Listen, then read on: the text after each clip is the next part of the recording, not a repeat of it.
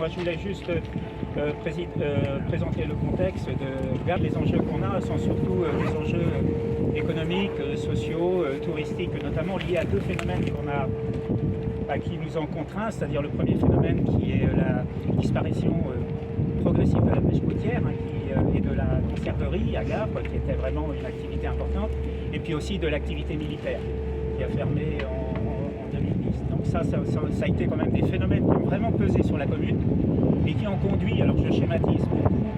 mais qui ont conduit à un habitat qui petit à petit se transforme en habitat secondaire de façon importante, parce qu'on est maintenant à près de 55% d'habitat secondaire, ce qui n'est pas négligeable. Et puis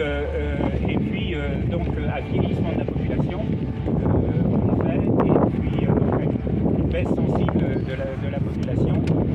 Et maintenant, avec une situation, disons, un contexte marché immobilier qui est très difficile, on va le dire comme ça, mais qui touche beaucoup de communes littorales, bien sûr, on n'est pas les seuls dans cette situation-là. Alors ça a conduit, nous, peut-être à réfléchir et à faire de ces deux phénomènes, on va dire, des opportunités, justement. Et donc là, aujourd'hui, on a une action publique qui a pour but, je vous disais, de rééquilibrer. On a rénové des friches militaires pour en faire des commerces, pour permettre à des petits entrepreneurs de s'installer. Le tiers-lieu ici, donc c'était un site qui n'était pas accessible aux l'armée.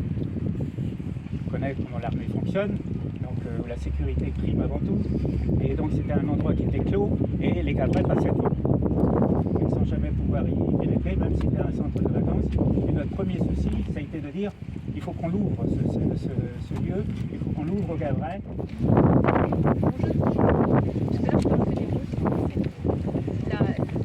La montée aussi du niveau de la mer fait que ici c'est visible dès maintenant. On est là, ce qui n'est pas le cas partout. Et ça permet aussi de pouvoir dire c'est du changement climatique. C'est pas que en Bangladesh, pas que dans 50 ans. C'est aussi ici et maintenant, y compris sur nos territoires et sur les paysages qu'on aime. Et ça, c'est assez chouette parce que c'est pas forcément triste, mais ça nous permet de pouvoir avoir vraiment une espèce de plateau pédagogique naturel pour dire qu'est-ce qu'on fait. Et surtout qu'il y a des choses qui sont assez extraordinaires, qui se font, notamment ici, vous voyez, on a ce paysage qui pourrait être un paysage de friche, qui en réalité est une pelouse aéroaline, donc un habitat d'intérêt communautaire, qui a poussé sur le toit de vieilles soutes à munitions, puisqu'en dessous, il n'y a que des soutes à munitions. Et cette dune est parfaitement artificielle. Bien sûr, vous saluez, merci pour la présentation que vous avez faite de ce projet, et merci Monsieur le maire de l'accueil, en n'oubliant pas mes collègues élus qui travaillent au quotidien, parce que le président il ne vient que au moment où les choses sont quasiment finies, donc pour Oudapka et Gaël Estradi qui sont ici, sans oublier la directrice des services de l'État, puisque c'est l'État qui a lancé cette ambition forte. Madame vous direz un mot, moi j'imagine, pour faire en sorte qu'il y ait une énergie qui catalyse les tiers-lieux en France et de faire en sorte de tirer le meilleur, encore une fois, de ces capacités dans les territoires à innover, à inventer de nouvelles manières de faire et de nouvelles manières de penser. Je ne veux pas paraphraser ce qu'a dit Monsieur le maire il y a quelques instants, mais c'est vrai qu'il faut qu'on réinvente notre manière de penser l'avenir. Il faut réinventer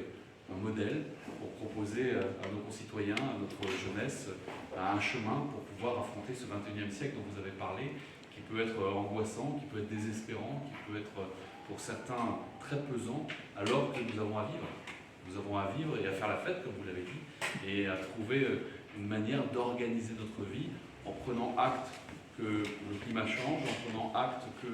nous avons besoin de trouver de nouveaux équilibres pour faire en sorte que cette planète reste vivable, et puis que nous prenons acte aussi que nous avons besoin de nous rapprocher à notre vie collective. On habite tous quelque part, on est tous de quelque part, et je crois qu'on a tous à cœur de faire en sorte, en plus d'y vivre et d'y travailler, mais de créer des liens, de faire en sorte qu'il y ait un lien social qui nous renforce les uns les autres. Et les tiers-lieux qui se développent peu à peu, et nous avons la chance d'en avoir quelques-uns en Bretagne, nous permettent d'inventer cela. D'inventer cela par des modèles nouveaux, innovants, qui s'appuient sur des structures souvent assez originales, et vous en avez une ici, effectivement, avec cette, pas friche, mais structure militaire qui a été lâchée par le ministère des Armées, et qui permet d'essayer de nouveaux projets, appuyés, vous l'avez dit madame, sur un projet et une action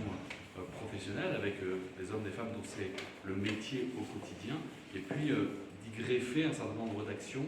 portées par le monde associatif, portées par d'autres acteurs. Vous avez parlé tout à l'heure de coworking, qui permettent de venir ici travailler, quels que soient les projets, et se rencontrer, se frotter les uns les autres dans une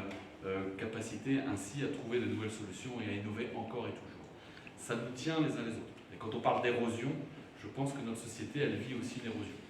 Elle vit une érosion très forte. Et si on n'a pas ensemble l'envie de retisser des liens, de reconstruire des mailles, de reconstruire des accroches qui nous permettent de nous reconnaître les uns les autres, de trouver des solutions et d'inclure sans cesse celles et ceux qui pourraient se retrouver délités par cette organisation sociale qui est un peu prédatrice, même très prédatrice pour les hommes, les femmes et pour l'environnement, alors nous n'avons pas rempli notre mission. Et dans cette organisation, ce que je trouve remarquable, c'est l'interaction entre tous les acteurs qui, encore une fois, se retrouvent ici pour créer cette énergie qui, j'imagine, rejaillit sur la commune, mais rejaillit aussi sur toutes celles et ceux qui viennent profiter du lieu. Et je pense sincèrement qu'il faut regarder ça très bien. Et je suis content que les collègues élus soient ici à mes côtés et que nous ayons en Bretagne ce Bretagne tiers-lieu, et je salue Arnaud Bonnet qui est là, qui permettent d'avancer dans notre réflexion, de nous penser notre usage des lieux, des espaces qui sont à notre disposition en Bretagne, soit l'usage de outils de la région, outils de l'État, outils des collectivités, outils d'entreprise, pour pouvoir inventer des nouveaux lieux, des nouvelles manières de faire, et encore une fois défricher quelque chose qui, pour vous, est quelque part naturel parce que vous l'avez conçu, pensé et vous le vivez au quotidien, mais pour nos structures, qui quelquefois sont un peu rigides et un peu organisées depuis trop longtemps, nécessitent de réapprendre de manière de faire et de sortir de nos schémas, de sortir de nos appels d'offres, de sortir de cases, ce que nous avons pu faire dans certains cas. Donc voilà rapidement ce que je vais vous dire, vous féliciter, vous remercier, vous dire que pour moi c'est un beau moment que de voir ce lieu et de découvrir encore une fois ce modèle, et remercier l'État, je peux quand même dire, qui a initié l'action de par cet appel à projet national qui a été lancé et qui nous a permis de nous retrouver ici, sans oublier les débats qu'il y a pour l'avenir, où Forou et Gaël sont forcément présents. Merci à vous, merci encore. Monsieur le maire, merci de votre accueil.